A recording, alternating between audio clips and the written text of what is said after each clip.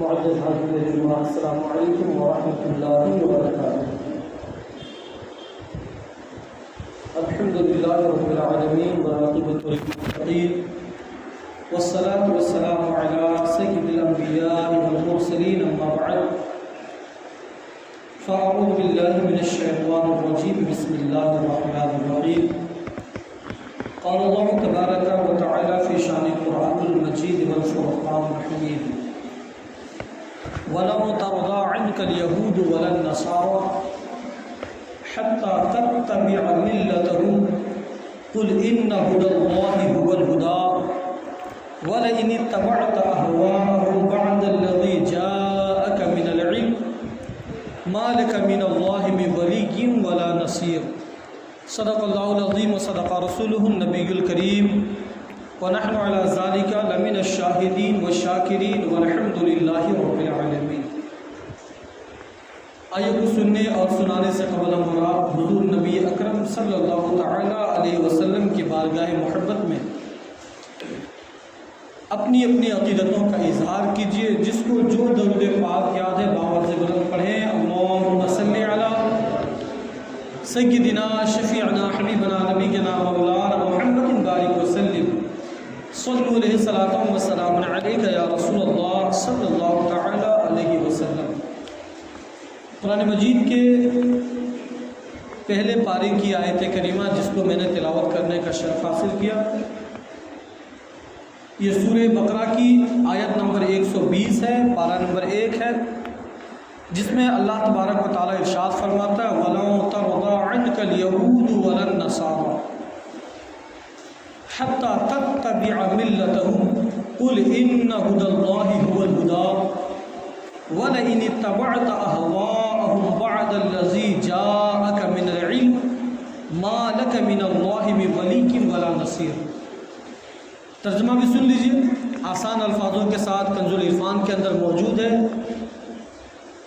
اللہ نے فرمایا کہ ہرگز تم سے یہود اور نصارہ راضی نہیں ہوں گے۔ چونکہ کل ابھی جو غیر مسلموں کا تہوار گزرا، دیوالی کا موقع تھا، اس موقع پر بہت سارے ہمارے مسلمانوں کو دیکھا گیا کہ اپنے اپنے گھروں میں یہ باضابطہ دیے جلا کر کے دیوالی منا رہے ہیں۔ معاذ اللہ، ان کا طریقہ کار کل دیکھا گیا کہ پٹاخے بھی پھوڑ رہے ہیں، آتش بازیاں بھی کر رہے ہیں، دیے جلا رہے ہیں، اور ایمان والے اپنے آپ کو کہہ کر کے اور ان کے تہواروں میں شرکت بھی کر رہے ہیں، دیوالی کی مبارکبادی پیش کر کے انہیں مٹھائیاں بھی بانٹ رہے ہیں، اور یہ اپنے دل میں یہ خیال رکھے ہوئے ہیں کہ ہم یہ کام کریں گے تو یہ ہم سے خوش ہو جائیں گے۔ ایسا نہیں، آپ کی باتیں تو بدل سکتی ہے، آپ کا خیال بدل سکتا ہے، آپ کی سوچ، آپ کی فکر، ہر چیزیں بدل سکتی ہے، لیکن قرآن تو نہیں بدلنے والا۔ قرآن میں جو باتیں اللہ نے واضح الفاظوں کے ساتھ بیان فرما دی، اب یہ باتیں کبھی تبدیل نہیں ہونے والی۔ لا تبدیل لکلمات اللہ، قرآن مجید میں اللہ نے کچھ بیان فرمایا۔ اب تو اللہ کا کلمات نہیں بدلنے والا، اللہ نے جو باتیں بیان کر دی وہ حق ہے، اور اسی میں ہمارا فائدہ بھی ہے۔ تو قرآن میں پہلے پارے کے اندر ان لوگوں کو اللہ مخاطب کرتا ہے جو لوگ یہ سوچ کے ساتھ کہ ہم ایسا کام کریں گے تو یہود ہمارے ہو جائیں گے، نصارہ ہمارے ہو جائیں گے، سارے ہمارے ہو جائیں گے، اور ہم سب کے نزدیک اچھے ہو جائیں گے۔ ایسا نہیں ہے۔ قرآن مجید میں اللہ نے فرمایا کہ ہرگز ہرگز تم جو بھی کر لو، یہود و نصارہ تم سے راضی نہیں ہو سکتا۔ کب تک؟ حتیٰ تتبع ملتہم، کب تک راضی نہیں ہو سکتا؟ اس وقت تک جب تک تم اس کے دین کی پیروی نہیں کرنے لگو گے۔ جب تک اس کی دین کی پیروی نہیں کرنے لگو گے راضی نہیں ہوگا یہ۔ تو اگر کوئی بندہ اگر ارادہ یہ رکھتا ہے کہ میں یہود و نصارہ کو راضی کر دوں گا، تو پھر ایک ہی طریقہ ہے کہ اپنے مذہب کو چھوڑو، پھر اس کے مذہب کو اپنا لو، اس کے دین کو اپنا لو۔ جب اپنا لو گے تو وہ راضی ہو جائے گا، یہ قرآن کہہ رہا ہے۔ پھر آپ کہیں گے کہ نہیں، ہمارا دین تو ماشاءاللہ ایسا دین ہے کہ اس کے سامنے کوئی دوسرا دین ہی نہیں ہے۔ اور ایسا دین جس کے بارے میں قرآن مجید والفرقان الحمید نے فرمایا کہ میں نے تیرے دین کو کامل کر دیا، ہمارا دین کامل ہے، اور ایسا کامل ہے کہ خود اللہ ایک اور جگہ پہ ارشاد فرماتا ہے ان الدین عند اللہ الاسلام، اللہ کے نزدیک اگر کوئی پاک اور سب سے پسندیدہ دین کوئی ہے تو وہ دین اسلام ہے۔ تو اب دین اسلام کو چھوڑ کر کیا کوئی بندہ چاہے گا کہ ادھر ڈائیورٹ ہو جائے، ادھر بہک جائیں، ادھر چلے جائیں؟ تو پھر مزید فرمایا گیا قل ان ھدی اللہ ھو الھدی، تم فرما دو اے محبوب کہ اللہ ہی کی ہدایت ہدایت ہے۔ یاد رکھیے کہ اگر اللہ تبارک و تعالیٰ نے ہدایت دیا تو ہدایت ہے، اور اللہ ہی ہدایت دینے والا ہے۔ اب ہدایت بھی کس کو ملنے والی ہے؟ تو فرمایا وَلَئِنِ اتَّبَعْتَ أَهْوَاءَهُمْ بَعْدَ الَّذِي جَاءَكَ مِنَ الْعِلْمِ، اور اسے سننے والوں کی باشد اگر تم ان کی خواہشوں کے پیروی کرنے والے بنو، اور اس کے بعد جب تجھے علم آ جائے، تجھے پتہ چل جائے کہ نہیں یہ غلط ہے، تو کیا فرمایا مَا لَكَ مِنَ اللَّهِ مِن وَلِيٍّ وَلَا نَصِيرٍ، تو اللہ سے تیرا کوئی بچانے والا نہ ہوگا اور نہ ہی اللہ کے سوا تمہارا کوئی مددگار ہوگا۔ اگر تم اللہ کے دین کو چھوڑ کر کسی اور طرف جاؤ گے اور یہ تلاش کرو گے کہ ہم نجات پا جائیں گے، راہ راست پا جائیں گے، ہدایت مل جائے گی، نہیں ملنے والی۔ شروع میں یہ کہہ دیا قل ان ھدی اللہ ھو الھدی، ہدایت تو اسی میں ہے کہ اللہ ہی تجھے ہدایت دے گا، اور حقیقی معنوں میں ہدایت دینے والی ذات اللہ کی ذات ہے۔ اور تم سوچو گے کہ تھوڑا سا ہم دین میں بھی رہ جائیں اور تھوڑا سا اور دیگر مذہبوں کے اندر گھس کر کے بھی ہم کامیابی حاصل کر لیں، تو یہ نہیں ہو سکتا۔ یہ آپ کے دل کے تسلی کے لیے اچھا ہے، آپ کے سوچ و فکر کے لیے اچھا ہے، اور آپ جو بناوٹی باتیں اپنے ذہنوں میں راسخ کرتے ہیں، بٹھا لیتے ہیں اور یہ سوچتے ہیں کہ ہم اس کے دین کے قریب ہو جائیں گے، یہود و نصارہ سے دوستی کر لیں گے، ان کے تہواروں میں شرکت کر لیں گے اور پھر یہ ہمارے اپنے ہو جائیں گے اور ہم سے خوش ہو جائیں گے، تو قرآن نے اعلان کر کے کہہ دیا کہ یہ ممکن ہی نہیں ہے۔ اور اگر ادھر ہدایت تلاش کرنے جاؤ گے تو کیا فرمایا مَا لَكَ مِنَ اللَّهِ مِن وَلِيٍّ وَلَا نَصِيرٍ، اے لوگوں سنو، تجھے کوئی بچانے والا نہیں ہوگا اور نہ ہی تمہارا کوئی مددگار ہوگا۔ اگر کوئی مددگار ہوگا تو پھر کون ہوگا؟ فرمایا کہ اللہ ہی کی ذات ہے، لہذا اپنے دین پر قائم رہو، اپنے دین سے اعراض نہ کرو، اپنے دین کے معاملات میں پیچھے نہ ہٹو۔ اگر تم اپنے دین سے پھر جاؤ گے اور کوئی ایسا کام کر بیٹھو گے تو کہیں ایسا نہ ہو کہ اللہ تمہارے ایمان کو چھین لے، سلب کر لے، اور تیرا ایمان اگر سلب کر لیا گیا اور جب تم دنیا سے رخصت ہو کر کے گئے اور مومن نہ رہے تو پھر اللہ نے فرمایا کہ مومنوں کے لیے جنت ہے اور کافروں کا ٹھکانہ دوزخ ہے۔ پیارے اسلام بھائیو، دیکھا گیا یہ بڑی افسوس والی بات ہے کہ جب کبھی غیر مسلموں کا تہوار آتا ہے، ان کے فیسٹیول آتے ہیں، تو ہمارے مسلمان کمیونٹی کے لوگ، ہماری سوسائٹی کے لوگ، اہل علم حضرات بھی، کچھ تو اپنے آپ کو نمازی بھی بتا رہے ہوتے ہیں، کچھ تو حاجی بھی بتا رہے ہوتے ہیں، کچھ تو ایسے جو چہرے پہ داڑیاں بھی سجا رہے ہوتے ہیں۔ لیکن بڑی حیرانی ہوئی کل یہ دیکھ کر کے کہ ہمارے مسلمانوں کے گھروں کے اندر بھی دیوالی کے دیپک جل رہے ہیں۔ آج کہتے ہیں کہ مسلمان بڑا پریشان ہے، آج رزق کے اندر برکتیں نہیں آتی، نحوستیں ہماری تقدیر بن گئی ہے۔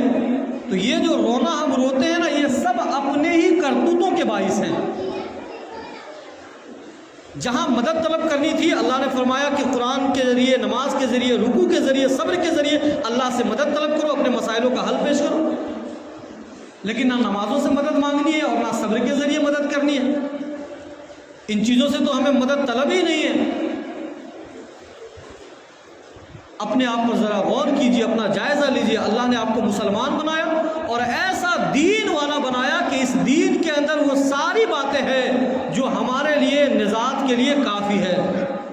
اگر اس دین سے ہٹیں گے تو پھر کہیں کے نہیں رہیں گے آپ۔ قرآن مجید کی آیت کریمہ جو مسلمانوں کو اپنے دین کی پیروی کرنے اور غیر اسلامی رسومات سے بچنے کی تاکید کرتی ہے، اس پر کئی آیت کریمہ اللہ نے قرآن مجید کے اندر نازل فرمائی، جس میں بتایا گیا کہ غیر اسلامی رسومات، وہ رسم جو ہمارے اسلام کے اندر نہیں ہے، ان سے آپ بچیے، اور یہ بچنا آپ کے لیے واجب ہے۔ اس کے بڑے نقصانات ہیں۔ ارے نمازیں تو تب قبول ہوگی نا جب آپ ایمان والے رہیں گے۔ زکوٰۃ تو آپ دے رہے ہیں، لیکن زکوٰۃ کس کی قبول ہے؟ زکوٰۃ تو ایمان والے کی قبول ہے۔ آپ تو نماز پڑھ رہے ہیں، لیکن نماز کس کی قبول ہے؟ جو مومن ہے اسی کی تو نماز قبول ہے نا۔ اگر کوئی غیر مسلم آ جائے اور آپ کے صفوں کے ساتھ ہاتھ باندھ کے کھڑے ہو جائے اور اپنی پیشانی کو صرف جھکا دے اور دل میں اللہ تبارک و تعالیٰ کی وحدانیت ہو ہی نہیں، تو پھر وہ بندہ مومن نہیں۔ اور جب وہ مومن نہیں تو پھر اس کا کوئی سجدہ نہیں، وہ تلاوت بھی کرے تو کوئی فائدہ نہیں۔ تو اگر آپ مومن ہی نہیں رہے تو آپ کی کوئی عبادتیں اللہ کی بارگاہ میں قبول ہی نہیں ہوئی، اور جب کوئی عبادت قبول ہی نہیں ہوئی تو پھر آپ جتنے محنتیں کر رہے ہیں یہ سب کے سب رائگاں چلی گئی، بیکار ہو گئی۔ تو کئی آیت کریمہ کے ذریعے اللہ تبارک و تعالیٰ نے ہمیں درس دیا، پیغام دیا۔ کبھی قرآن مجید پڑھیے، سنیے، پھر آپ کو پتہ چلے گا کہ اللہ نے ہمیں کن کن چیزوں کا حکم دیا ہے، کہاں رکنا ہے، کہاں ٹھہرنا ہے، کہاں چلنا ہے، کس کے ساتھ کھڑے ہونا ہے، کس کو فالو کرنا ہے، کس کے پیچھے رہنا ہے، کہاں بڑھنا، کہاں رکنا۔ یہ ساری چیزیں قرآن مجید نے ہمیں گائیڈ لائنز کر دی ہے، پھر آپ کیوں نہیں پڑھتے؟ سورہ بقرہ کی ابھی آیت کریمہ جو میں نے آپ کے درمیان پڑھی، اس میں سے ایک آیت کریمہ تو وہ ہے جس کے ذریعے اللہ تبارک و تعالیٰ نے ہمیں تاکید فرمائی، اور کیا فرمایا؟ وَلَن تَرْضَىٰ عَنْكَ الْيَهُودُ وَلَا النَّصَارَىٰ حَتَّىٰ تَتَّبِعَ مِلَّتَهُمْ، اور یہود اور نصرانی تم سے کبھی راضی نہیں ہوگا چاہے تم کچھ بھی کر لو۔ تم جو خوش کرتے ہو نا کہ بھائی ہمیں تعلقات اچھے بنانے ہیں، مضبوط تعلقات بناتے ہیں، الحمدللہ ہمارے دین نے اس کی اجازت دی ہے کہ اگر کوئی غیر مسلم بیمار پڑ جائے تو اس کی خیر خواہی کر لو، کوئی مالی اعتبار سے کمزور پڑ جائے، اسے پیسے کی ضرورت ہے تو آپ اس کی مدد کر دو۔ خود تو حضور کی حدیث بھی ملتی ہے کہ حضور علیہ السلام خود یہود و نصارہ کو تحفہ بھیجا کرتے تھے، اس کی مدد کیا کرتے تھے، اس کے بوجھ اٹھوایا کرتے تھے، بیمار پڑ جاتے تھے تو حضور علیہ السلام اس کے حال پوچھا کرتے تھے۔ لیکن جہاں پہ دینی معاملات ہے ان چیزوں پہ کوئی کمپرومائز نہیں کیا جا سکتا، اللہ کی وحدانیت کے ساتھ کوئی کھلواڑ نہیں۔ شرک تو سب سے بڑا جرم ہے، اور یہ جتنے غیر مسلموں کا فیسٹیول ہوتا ہے، یہ جو ان کے بنیادی تہوار ہوتے ہیں، یہ سب شرک سے بھرپور ہوتا ہے، شرک سے بھرا ہوا ہوتا ہے۔ اس میں شرکت کرنا ہی شرک کو پرموٹ کرنا ہوا ہے۔ تو شرکت کرنا، جانا، حتیٰ کہ ہمارے اکابرین نے لکھا ہے کہ اس کو جائز جاننا بھی انسان کو ایمان سے خارج کر دیتا ہے۔ اگر آپ صرف یہ کہہ دیں نا کہ ارے اس کے تہوار تو بہت اچھے ہیں، اس کا تہوار تو حق ہے، تو ہمارے علماء فرماتے ہیں کہ پھر وہ ایمان سے خارج ہے، اس لیے کہ اس کے تہوار کے اندر شرک ہے، اور شرک کو اگر کوئی بندہ حق جانے، حلال جانے، تو وہ بندہ بھی شرک کرنے والوں کے برابر ہے، اور اس بندے کے لیے بھی وہی حکم ہے جو مشرک کے لیے ہے۔ ایک آیت کریمہ یہ ہوئی، پھر اس کے بعد دوسری آیت کریمہ سورۃ المائدہ کے اندر اللہ ارشاد فرماتا ہے، یا ایھا الذین آمنوا لا تتخذوا اليہود والنصارى اولیاء بعضهم اولیاء بعض، اے ایمان والو تم یہودیوں اور نصرانیوں کو دوست نہ بناؤ۔ آج بہت رونا روتا ہے نا کہ اسرائیل والوں نے ایسا کر دیا، ان لوگوں پہ ظلم کر دیا، فلسطین برباد ہو گیا، فلسطین تباہ ہو گئے، بچے شہید ہو گئے۔ یہ جو رونا روتے ہیں اور آئے دن جلوسوں میں جو نعرے بازیاں کرتے ہیں، پھر یہ باتیں سمجھ میں نہیں آتی کہ اپنے گھروں سے آپ اس کے پرچار بھی کر رہے ہوتے اور پھر سامنے آ کر کے ان چیزوں کے خلاف آواز بھی اٹھا رہے ہوتے۔ پھر یہ باتیں تو منافق والی ہو گئی۔ منافق کرتا کیا تھا؟ حضور علیہ السلام کے سامنے جب یہ کھڑا ہوتا منافق، تو حضور کے دین کی تعریف کرتا، قرآن کی تعریف کرتا، صحابہ کی محبتوں کا قصیدہ پڑھتا، خود حضور کی شان اور حضور کی رسالت کے پرچم بلند کرتا۔ لیکن جب یہ حضور علیہ السلام سے پیچھے ہوتا، ان کے پیٹھ کے پیچھے پھر حضور کی برائی کرتا، تو یہ تو منافق ہوا۔ تو قرآن مجید نے ایسے لوگوں کے بارے میں حکم دے دیا اور صاف الفاظوں میں اعلان بھی کر دیا، فرمایا کہ جو اللہ اور اس کے رسول کے ساتھ منافقت رکھتا ہے، بغض رکھتا ہے، گویا کہ اس نے اپنے آپ کو جہنم کے آگوں کے سپرد کر دیا۔ تو پھر ہم کر کیا رہے ہیں؟ کہیں ہم فلسطین کے لیے دعائیں کرتے ہیں، اور کہیں ایسے لوگ جو ہمارے کھلے دشمن ہیں، جسے قرآن مجید نے صاف الفاظوں میں کر دیا، پھر اس سے ہم دوستی کرنے کی باتیں بھی کرتے ہیں۔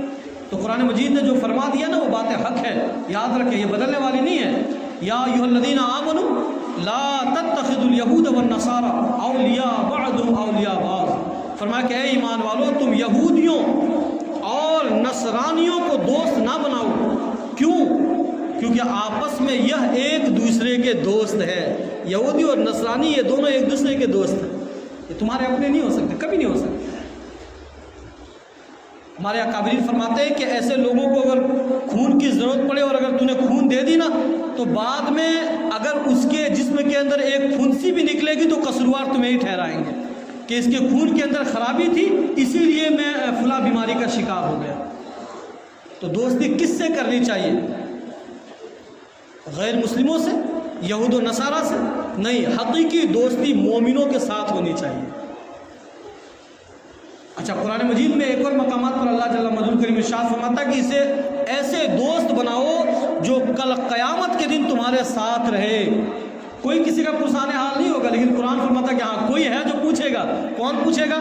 فرمایا کہ وہ دوست جس کا خاتمہ ایمان پر ہوگا، وہ دوست کل قیامت کے دن جو تجھے تلاش کریں گے وہ مومنین ہوں گے، اور اگر ان مومنوں کو چھوڑ کر کے کسی اور سے دوستی کرو گے تو پھر وفا کی باتیں بھول جائیں، وفاداری اس کے اندر ہے ہی نہیں۔ پھر مزید سورہ آل عمران کی آیت کریمہ بھی سنیے، فرمایا وَمَن يَبْتَغِ غَيْرَ الْإِسْلَامِ دِينًا فَلَن يُقْبَلَ مِنْهُ، اور وہ شخص جو اسلام کے علاوہ کوئی اور دین چاہے گا، جیسے ہوتا ہے نا کہ چلو یہ بھی تو اچھا ہے، اس کے اندر بھی اتنا سارا فیسٹیول ہے، اتنے سارے تہوار ہیں، کچھ لوگ کہتے ہیں کہ بھئی ہم اس کے تہوار کو برا کیوں کہیں گے؟ مت کہیں برا، اگر آپ اس کو برا نہیں کہہ سکتے تو اچھا پھر کیوں کہیں گے؟ خاموشی اختیار کریں نا۔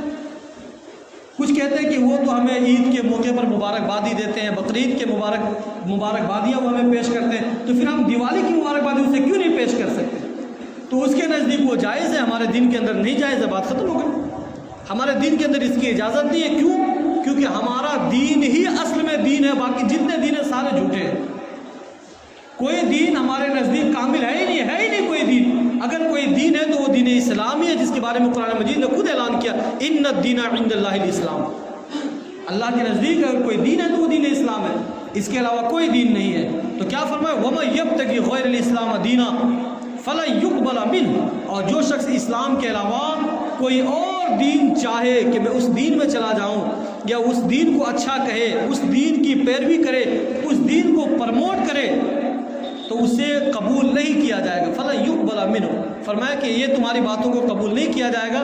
اللہ کی باتیں آخری باتیں ہوتی ہیں، اللہ کی باتیں بدلنے والی نہیں ہیں۔ اسی طرح سورہ فرقان کے اندر بھی اللہ تبارک و تعالیٰ نے آیت کریمہ نازل فرمایا وَالَّذِينَ لَا يَشْهَدُونَ الزُّورَ وَإِذَا مَرُّوا بِاللَّغْوِ مَرُّوا كِرَامًا، اور جو لوگ جھوٹی گواہی دیتے ہیں اور فحش باتوں کے پاس سے گزرتے ہیں تو وہ عزت کے ساتھ گزر جاتے ہیں۔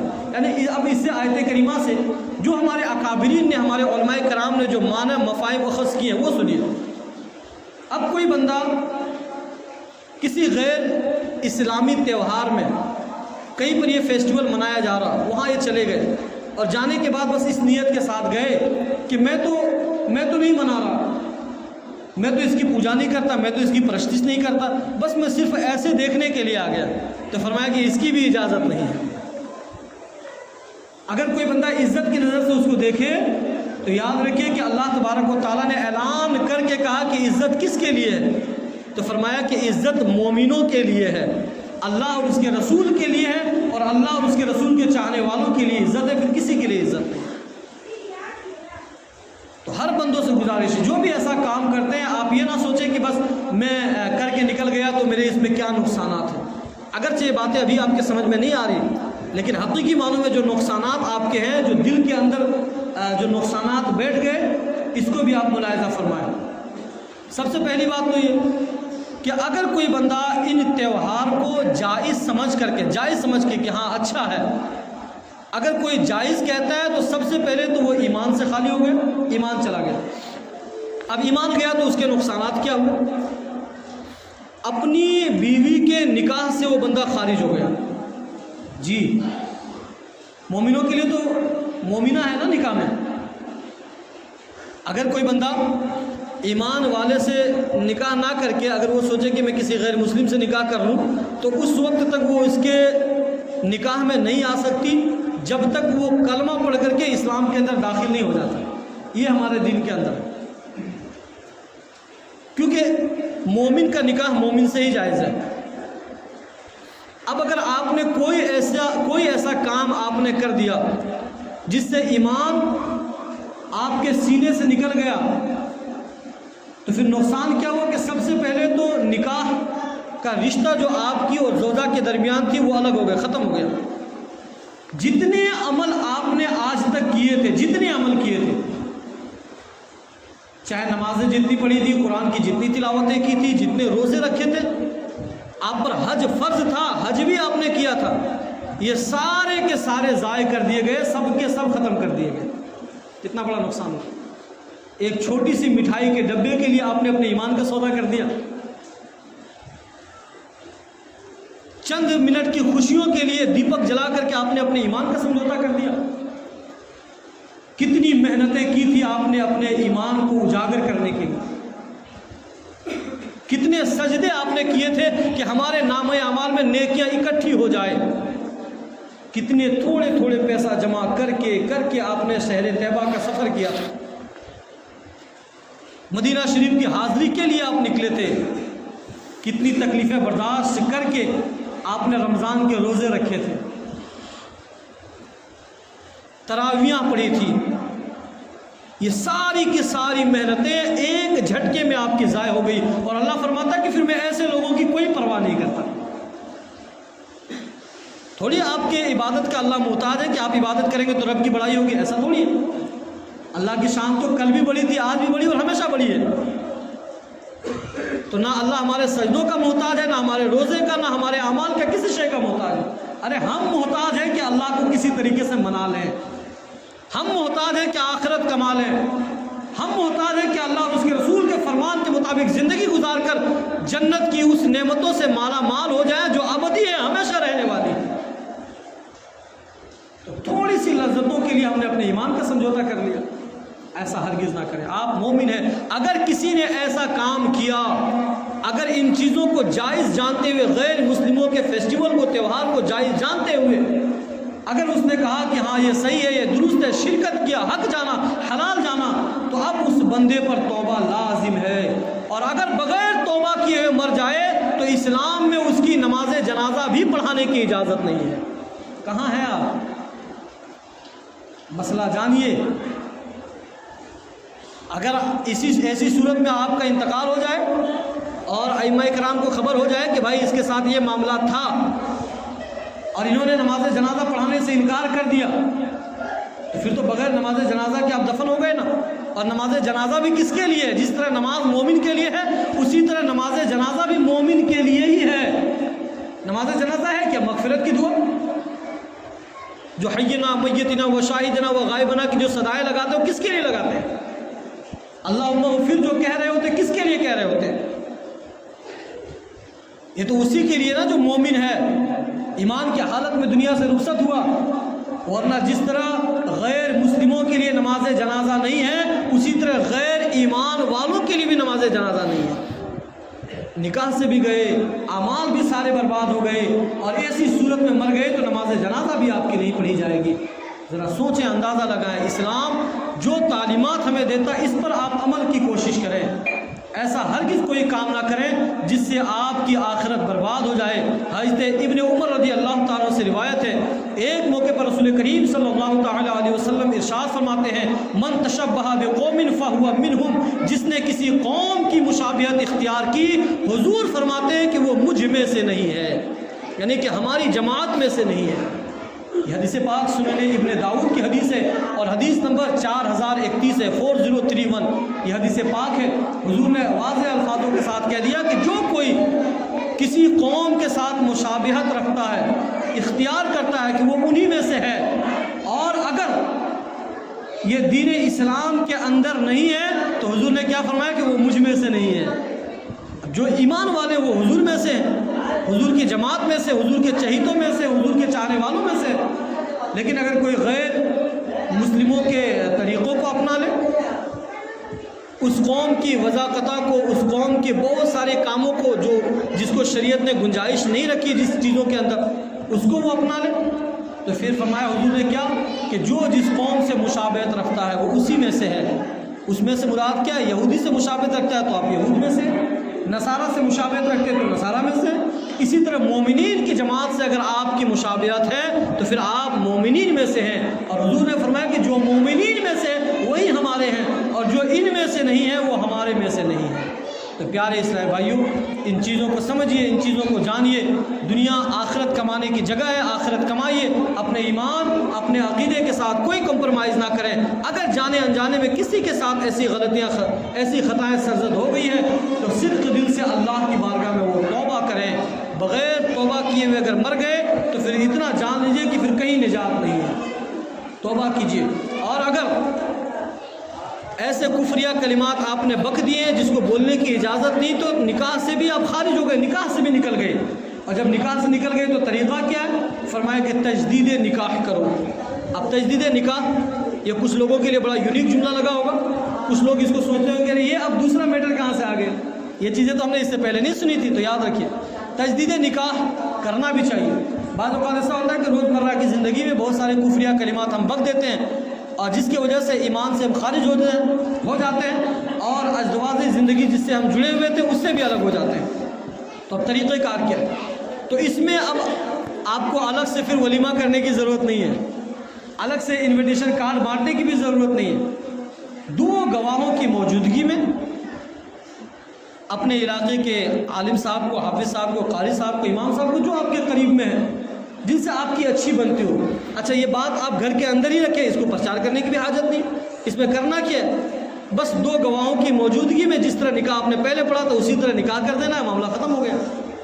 ایمان کے اندر آپ کا نکھار بھی آ جائے گا، آپ کے دل کی بھی اصلاح ہو جائے گی، آپ کے عقیدے کی بھی اصلاح ہو جائے گی، اور ان سب سے بڑھ کر کے بات یہ کہ آپ کا ایمان بھی محفوظ ہو جائے گا۔ ورنہ اگر ایمان سے خارج ہونے کے بعد اگر کوئی بندہ بیوی کے ساتھ بیٹھتا بھی ہے تو بیٹھنا بھی گناہ ہے۔ آپسی تعلقات بنانا تو یہ تو دور کی بات ہے، جس طرح شادی سے پہلے اس کا دیکھنا حرام تھا، اس سے باتیں کرنا حرام تھا، غیر محرم کے ساتھ تعلقات بنانا حرام تھا، اسی طرح اب یہ بھی آپ کے لیے غیر محرم ہو گئی۔ کیوں؟ کیونکہ اب یہ آپ کے نکاح سے نکل گئی۔ تو اب جتنا وقت اس کے ساتھ گزاریں گے پھر ان چیزوں کے اندر آپ پھنستے ہوئے نظر آئیں گے۔ ہمارے کچھ تو اسلامی بھائی ایسے ہیں جو چھپ کر کے نکاح کر لیتے ہیں، گھر والے کو پتہ نہیں ہے، بھائیوں کو پتہ نہیں، رشتہ داروں کو پتہ نہیں۔ ہمارے نوجوان طبقے کے کچھ ایسے ہیں جو ایسے کام کر رہے ہیں، آپس میں ایک دوسرے کو میاں بیوی مان بیٹھے ہیں، پتہ نہیں اس نے اپنے آپ کو کہاں سے دین کے اندر لے کر کے آئے۔ دین کے اندر ایسی باتیں پیدا کرنا یہ بدعت میں سے ہے، اور اس کو اللہ کے رسول نے پسند نہیں کیا، اللہ نے بھی پسند نہیں کیا۔ تو اپنے سے تو آپ نکاح نہیں پڑھ سکتے کہ چلو بھائی ہم میاں بیوی راضی ہیں۔ وہ کہتے ہیں نا کہ میاں بیوی راضی تو کیا کرے گا قاضی، قاضی ہی سب کچھ کرے گا۔ جی آپ دونوں راضی ہیں لیکن نکاح کے لیے گواہ بھی تو ضروری ہے نا، ایجاب و قبول کے معاملات تبھی ہوں گے نا جو سامنے گواہ ہوں گے۔ تو ایسا ہرگز نہ کریں۔ کچھ تو ایسے ہوتے ہیں جو ماں باپ کے خلاف جا کر کے بھی شادیاں کر لیتے ہیں، ان چیزوں سے پرہیز کریں۔ ٹھیک ہے، آپ مکلف ہے بھائی، آپ کو شریعت نے یہ اتھارٹی دی ہوئی ہے، آپ کو شریعت نے اجازت دی ہے کہ آپ فیصلہ کر سکتے ہیں چونکہ آپ بالغ ہیں، لیکن وہ فیصلہ بھی کس کام کا جو فیصلہ اپنے ماں باپ کا دل دکھا دے، وہ فیصلہ بھی کس کام کا جو اپنے پریوار سے، اپنے رشتہ داروں سے الگ کر دے۔ تو ہم تو وہ قوم ہے، وہ جماعت ہے جو لوگوں کو آپس میں جوڑنے کے لیے آئے ہیں۔ ہمارا دین تو وہ دین ہے جو آپس میں لوگوں کو ایک ساتھ کھڑا کرے، ایک ہی صف میں کھڑے ہو گئے محمود و ایاز، نہ کوئی بندہ رہا نہ بندہ نواز۔ تو ہم تو ایسے ہی لوگ ہیں جو ایک ساتھ سب کو کھڑے کرے، آپس میں جوڑے، کہ ایسا نہ ہو کہ ہمارے ایسے فیصلے کی وجہ سے ہمارے پریوار بکھر جائیں، ہمارے رشتہ دار بکھر جائیں، ایسا ہرگز نہ کریں۔ یہ وہ عمل ہے جس کو علماء کرام نے پسند نہیں کیا، خود حضور علیہ السلام نے بھی پسند نہیں کیا۔ تو نکاح کا جو بھی میٹر ہے، جو بھی مسئلہ ہے، یہ بہت باریک ہے۔ ان چیزوں کو آپ علمی صلاحیتوں سے سمجھنے کی کوشش کریں، نہ بات سمجھ میں آئے تو علماء کرام سے رابطہ کریں، ان سے سمجھیے۔ کہیں ایسا نہ ہو کہ پوری زندگی آپ گناہ کرتے رہ جائیں اور حتیٰ کہ اولادیں بھی ہو جائے